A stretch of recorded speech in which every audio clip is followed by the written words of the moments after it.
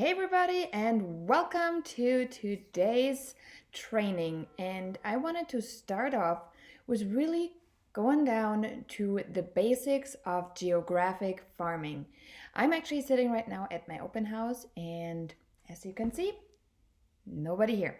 So I decided, instead of just wasting the time sitting around, I do like to use my time more efficiently. And even though I do not have buyers walking in the door right now, I do have my signs in my farm, in my geographic farm, with my name branded, so I can make sure my signs are doing the work outside, letting people inside of my farm area know that I'm the go-to agent that will not stop from having open houses, making sure my name keeps constantly in front of them.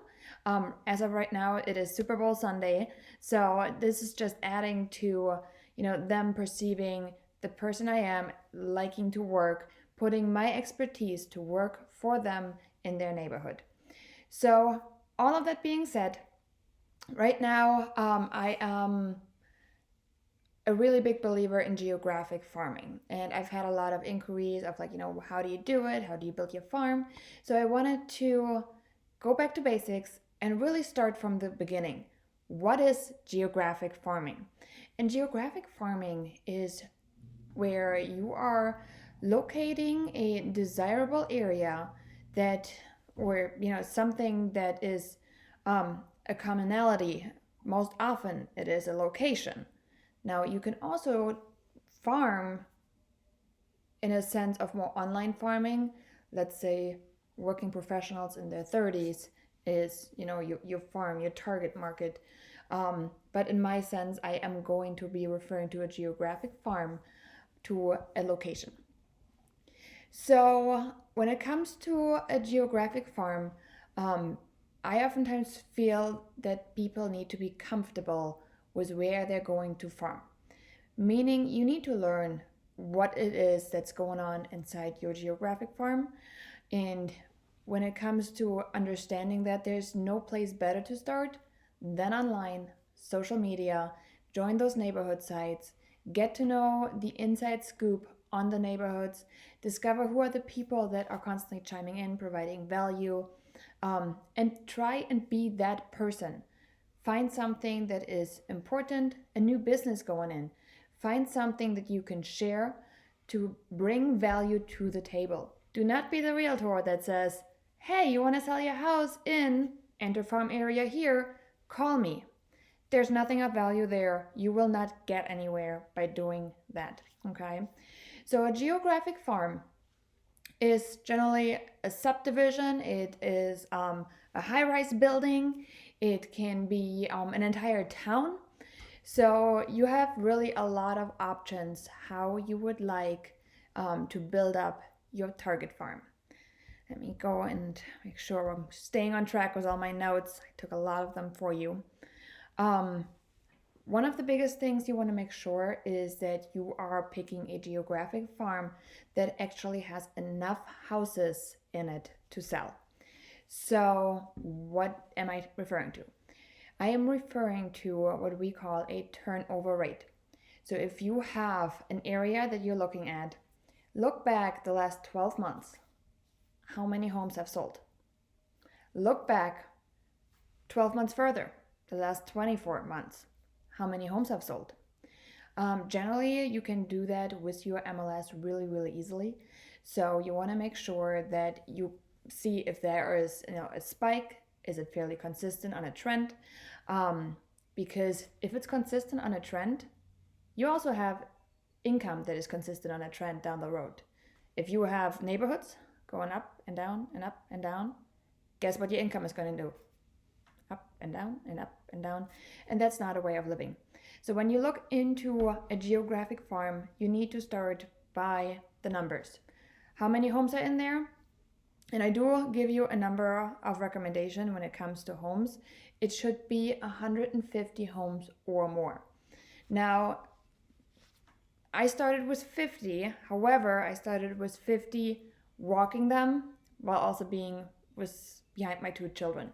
And I only did that for 1 year before I bumped it to 400.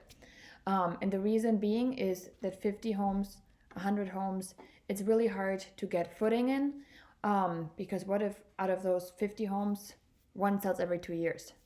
That's not going to give me enough traction. But I had to start somewhere, and just like many of you, I didn't have a budget. So the easiest way for me to be consistent was to walk it. Um, and I just picked 50 homes to start with because something was better than nothing.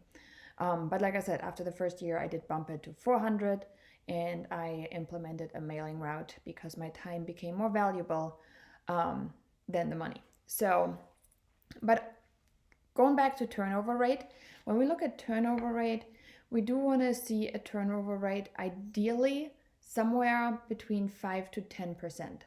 I know there's people that like to have a 10% turnover rate, which I personally in my market found really, really hard to find. So my personal turnover rate currently here is right around the 5 to 6%, which isn't a lot. However, my farm area at this point encompasses 3,500 homes. Now, this is a long-term game. Geographic farming is not, I want to be the neighborhood realtor in the next 2 months. This is something that takes time because one of the biggest things we're going to do is build relationships with the homeowners in this community. And when I say it's a long-term game, it is really not just that you're looking into that farm area yourself as getting the listings. You're also building value, and I've had it happen at this point quite frequently where the owners in my subdivision are actually saying, my child needs to buy their next home. Can you help them? Absolutely. So I have buyers coming out of this. I have other sellers from other areas that I'm getting called on because they constantly see my marketing. They constantly see everything I do. They do have the conversations with family and friends. And this is the communication I want, that I want to be front and center for them, that when they think real estate, I want them to think of me. So turnover rate, I said, calculate how many homes are in that subdivision and then see how many homes are selling a year. And you want to go back a couple years to make sure you have a good trend in that graph, okay? So then next we're going to talk about the farming budget. So I did hint on the fact that I started with 50 homes because I started with a zero budget. I did not think really through this thing that I need a marketing budget because I was new to running my business. So I had the ability to print out some mailers at my office for free. And that's what I've done. I've just got a couple plastic bags and I did door hangers, and I used Vistaprint to actually, have some nicer door hangers printed up. So I had a little bit of a budget there. But my first year, I really wasn't quite aware that I should have something set aside for that, which I got better at, which is why I also bumped my budget the next year and I implemented one mailing route through the United States Postal Service. And I'll talk a little bit later about the Every Door Direct mailer campaigns through the Postal Service, which are a very affordable way for us to get our message out to the homes. So I already hinted on how big it should be. Let's talk about why it works. Why does geographic farming work?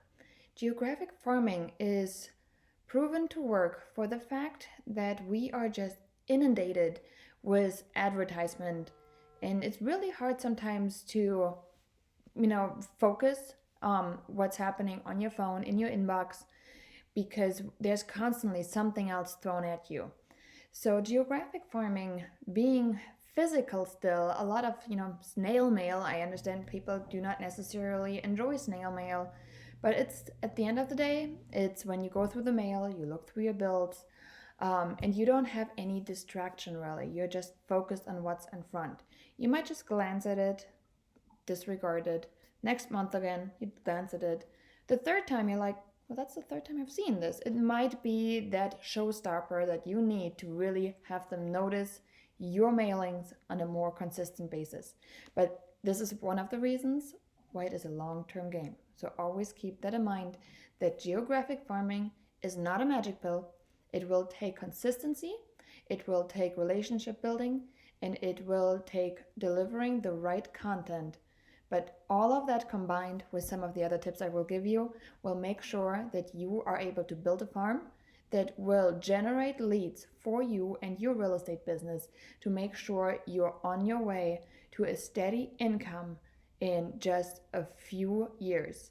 And when I'm talking about just a few years, I'm talking 6, 7, 8, 9, 10 deals in a few months that they're just going to keep calling you, where you don't have to go and hunt that business because they know you're the person to talk to. You do not have to convince them that you're the person that they should hire. They already have it in their mind because they've seen you market, they've seen you sell homes here and there in the neighborhood, they've seen you on their neighborhood websites. They know that they need to talk to you because you're the person to talk to. So we want to make sure that we're setting you up for that path, because if you have the ambition to be in real estate longer than a year or two, this is where you really should focus on. This is one of the biggest commonalities you will find in a top producer. They have a geographic farm. They have a client base that they call on, and this is why they are doing a deal a day. That's why they're doing so many deals. However many do you want? Do you want to do 30 deals? Do you want to do 10 deals a month? Do you want to do 100 deals a year? Do you want to grow a team? Do you want to, grow without needing to worry where your next paycheck is coming from? This is how you do it. So let's dive deeper into the next part. Let me go over my notes. One of the next parts we're going to talk about is secrets of consistent farming.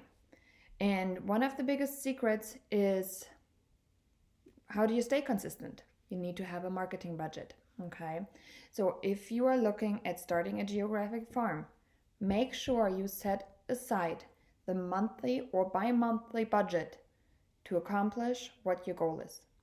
If you say, I'm going to be mailing 500 properties every single month, you need to make sure that you have the budget to mail 500 properties every single month. And we're not talking about a month or 2 months. If you want to do it consistently and you want to start it out on bi-monthly, do it for a budget for 6 months. And you need to really plan this in. This is your business. We're not looking at, can I afford groceries? No, you need to budget it in. Okay, so it's very important that you're clear on your budget. Do you have to have printing cost? Do you have to have mailing cost? Is that something your office does for you? Can you partner with somebody? And I'll tell you to be careful on that because you need to follow certain guidelines that are currently in place with partnership programs, so it's not considered an illegal kickback, okay? But you need to make sure your advertisement space is properly divided for the cost of the mailer. But you can partner with people.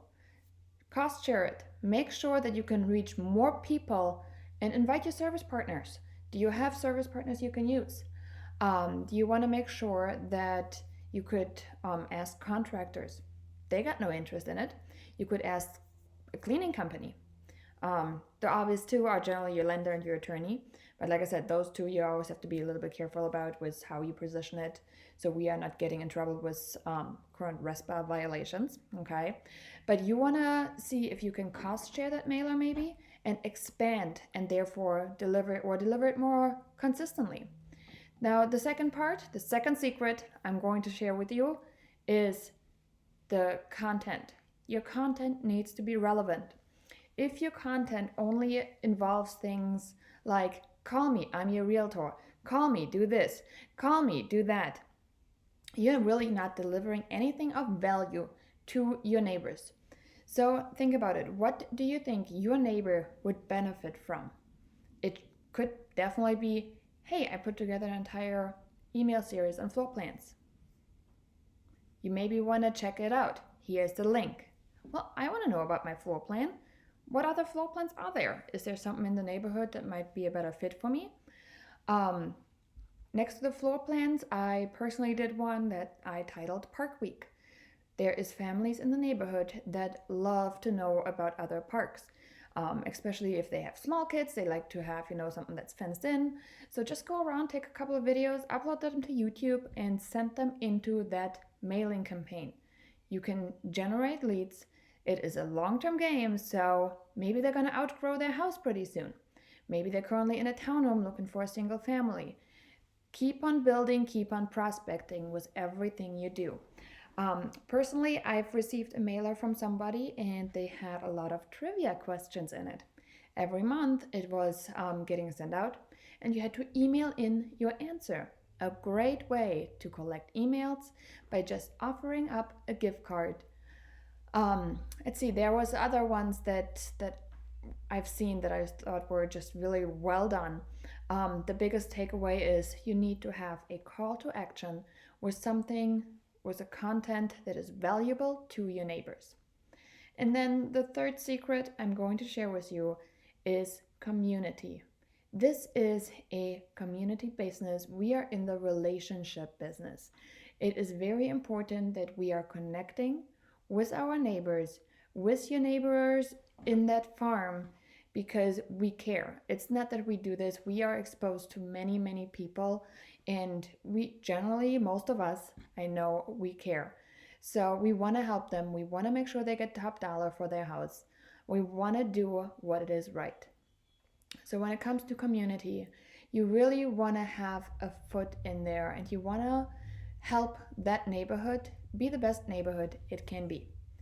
One of the things that I do teach inside of our program is not just finding a farm, but how you can get your footing in that farm to be seen as that community resource. And there's a lot of different ways you can do it. You can do it with events. You could do it with providing value by doing live videos, introducing them to businesses. There's a lot of ways for you. You can enter yourself as that community agent without constantly saying, I'm a realtor, come sell your house with me, because this is not going to get you business. So let me go back to my notes. I want to make sure I am not skipping anything. We talked about all of this. We talked about some of the ideas. There is a lot of farming ideas, and I'm a big believer that farming ideas need to be versatile because all of us are versatile. Personally, I am not a door knocker. I don't think that going up to somebody's door disrupting their dinner is me. I don't want to have it done to my door, so I just don't do it to anybody else's. I have clients, real estate clients, that are thinking door knocking and Popeyes are the best thing for their business. They do it religiously and it works for them. It fits their personality. And that's great too. I'm just really believing that depending on your personality, there is something out there that is you and that makes a sense for you and that is fun. That's something that you like to do. So my personal ones, I am an organizational monster machine. This is just who I am. I love to organize. And one of the biggest things that I do in my neighborhood is my annual neighborhood garage sale. I like to do the signups. I like to organize them. I like to do the maps on it. I like to go all out for my annual neighborhood garage sale event. I generally get about over 100 participants that are getting put on the map. I have it all set up and I will be teaching a training on that as well, for how to host a successful neighborhood garage sale from start to finish. It's about an 8-week long endeavor, but this 8-week long endeavor gives me about, I'd say, 6 listings a year. So it's definitely huge, because if you think about what do people do before they move, they declutter. What's the best way to declutter than having a garage sale, getting rid of the stuff and making some money? And this is really one of the things that I do urge our clients, our coaching clients, to consider. If you have a farm and if this fits your personality, maybe a garage sale is right for you. So that was the overview on farming. If you have any questions, please let me know below. I'd love to hear some feedback on this. And any other questions, pop them in there as well. And then I'm gonna go back and I'll answer them. Okay? So let me know you liked it. Don't forget to subscribe. Leave me some of the hearts if you enjoyed it. And I will talk to you again next time.